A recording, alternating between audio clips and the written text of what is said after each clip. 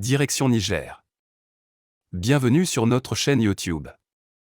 Avant de commencer la vidéo, si vous êtes nouvelle sur la chaîne, n'oubliez pas de vous abonner et d'activer la cloche de notification pour ne rater aucune de nos prochaines vidéos. Lueur d'espoir pour l'ancien président déchu de la République du Niger Mohamed Bazoum. L'ex-chef d'État nigérien reçoit un soutien de taille, un soutien qui appelait à procéder à sa libération après plus d'une année de séquestration. Une trentaine de personnalités, dont les prix Nobel Denis Mukwege et Wolsoninka, ont appelé à la libération de l'ex-président du Niger Mohamed Bazoum, séquestré depuis le coup d'État contre lui en juillet 2023, dans une tribune publiée dimanche dans le quotidien français Le Monde.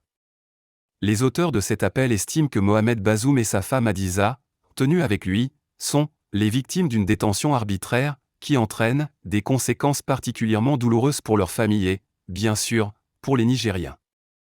Une initiative qui pourrait peut-être faire réagir la junte militaire en faveur de l'ex-dirigeant nigérien. Depuis le putsch de juillet 2023 qui a vu le général Abdourahmane Tiani, ancien commandant de la garde présidentielle et proche de Bazoum, s'emparer du pouvoir, le couple présidentiel est gardé, sous la surveillance stricte d'hommes en armes, sans communication avec l'extérieur, dans des conditions de détention très sévères, jugent les auteurs de la tribune, qui comptent parmi les signataires l'écrivain camerounais Achille Mbambe et l'ancien directeur de Human Rights Watch, Kenneth Ross. Ils affirment que jusqu'à aujourd'hui, aucun grief ne lui a été communiqué à Mohamed Bazoum et qu'aucune explication n'a été fournie pour sa détention.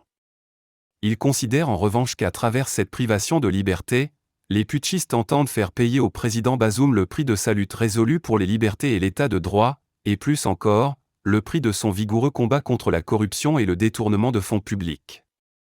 Ils appellent les hauts responsables politiques d'Afrique et du monde à exiger la libération d'un chef d'État démocratiquement élu, séquestré pour des motifs indignes et dont l'action a toujours été inspirée par la recherche du bien commun du peuple nigérien.